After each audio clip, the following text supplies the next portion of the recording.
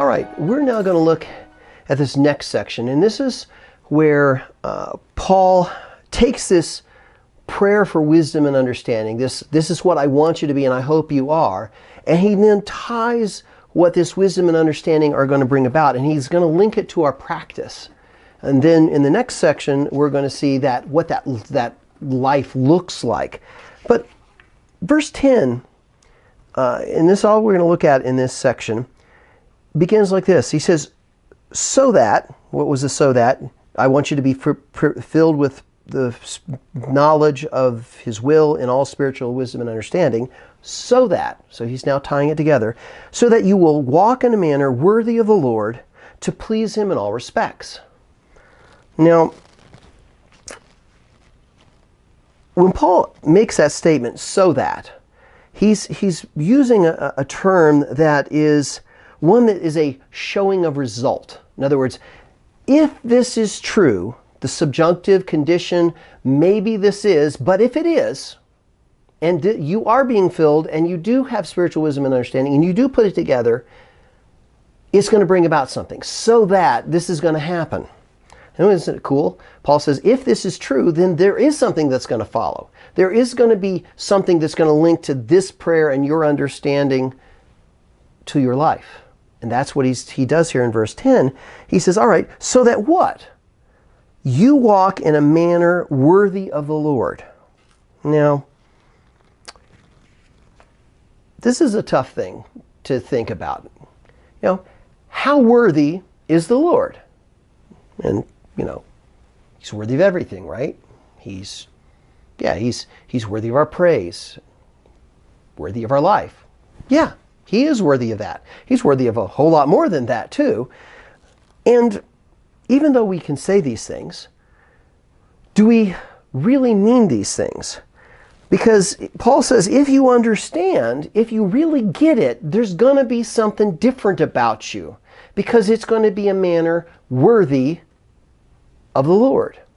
Well, if we just listed all the things the Lord is, and who He is, and what He's done, and what's going to happen, and all the other things, He's worthy of everything. And it's easy to say, and it's easy to sing, He is worthy. But Paul doesn't stop to say, well, you can say these things. He says, I want you to walk. And when Paul uses walk, and you see the word walk in the Old and New Testament, walking is your life, not your words, your life. The words may be part of it, but your life, the way you live, the way I live, is worthy of Him. And so, this is a question I had to ask myself when I was putting this all together. How worthy would somebody who knows nothing about the Bible, how worthy would that person, you can think of somebody in your life, and I thought of people in my life, if they knew nothing about the Bible, but they only could look at your life or my life and say, okay, you talk about this Jesus. How worthy is He? What would they say, how worthy is Jesus? Well, and some people, well, I go to church every Sunday, and I do this, and I do a couple of other things. The other person might say, okay, well, that's pretty important. Well, I dedicate, 15 hours a week to the gym, and I work out, and I eat healthy. So I'm spending a whole lot more time on my body and my looks and my appearance, so I must be more worthy than your Lord. Somebody else might say, well, I follow my team, whether it's your favorite soccer team or football team or baseball team or basketball team, whatever kind of team it is, and I'm in their fantasy league, and I study what's going on with the stats, and I follow them, and I travel to the games, and I give up all this money to go and see them. Well, how worthy are they? Maybe they are more worthy than your Jesus.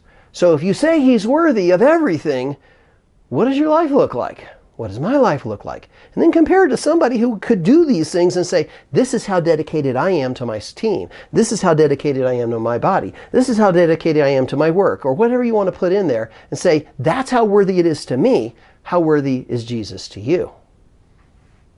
That's why a lot of times people think there's hypocrisy. You say all these things, you talk all these things, you do this little stuff. Look, I did my thing, and your life doesn't show it. Because again, wisdom from above is without hypocrisy, as James said. And so, what we know, that's why Paul's saying, I want you to be filled with this knowledge and spiritual wisdom and understanding. I want you to be filled with this, because what we know is going to affect how we live and our practice. The Puritans used to have an expression that the mind, in other words, what you understand, informs the affections and moves the will. Now, unfortunately, we've substituted, that means head knowledge gives you emotional knowledge, which then you do something emotional. That's not what they're trying to get at. They're trying to say, what you understand, like Paul's prayer, what you understand, what I understand, is going to inform, or it's going to help you understand what's really important in life. It's going to inform the affections. What is it that you have affection towards, not emotion towards? What is important to you? What is important to me? What we know informs what's important in life.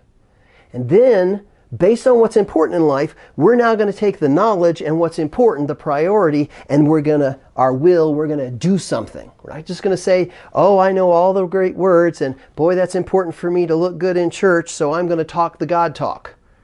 I can quote verses up and down. Nothing wrong with quoting verses, but do you really understand them, and do you really live them? And see, that's what the Puritans were getting at. Your head helps you understand what's important, and it changes your life. In other words, walking in a manner worthy of Jesus. And he doesn't end there. He says, it's just some nebulous thing. He says, what is it going to look like? He says, to please him. Okay, just to please him on Sunday mornings, I go to church, I did my thing. No, he doesn't just say that. Even though those are important things, we want to gather together, we want to worship, we want to have groups, we do all those things. Those are all good things. But that's not where Paul leaves it. To please him in all respects. In all respects. In other words, when you fold laundry, when you drive a car, when you go to one of those sports games, when you talk with your children, when you interact with people, in all respects, we're going to please him. We're going to walk in a manner that's pleasing to him.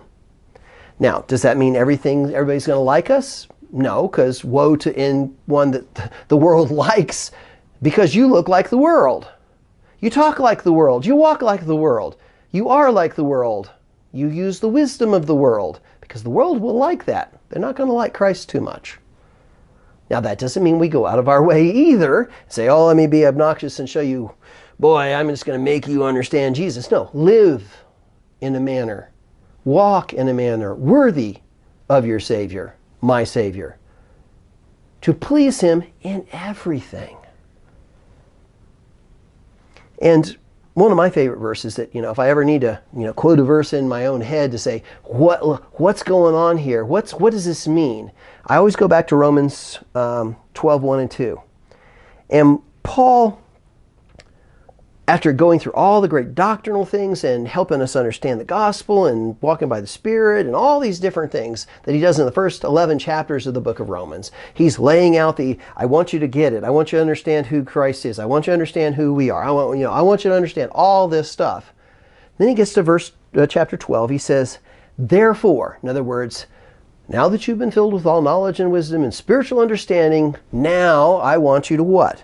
I urge you, brethren, by the mercies of God, in other words, the things I've just been telling you about, that great news, to present your bodies, not your tongue, your bodies, a living and holy sacrifice. In other words, I don't want you to kill yourself. I want you to live your life as a holy, set-apart sacrifice. And if you go back into the Old Testament system, the whole idea behind the sacrifices were so that you could be in the presence of God and not be destroyed. And so I want you to live your life in that way.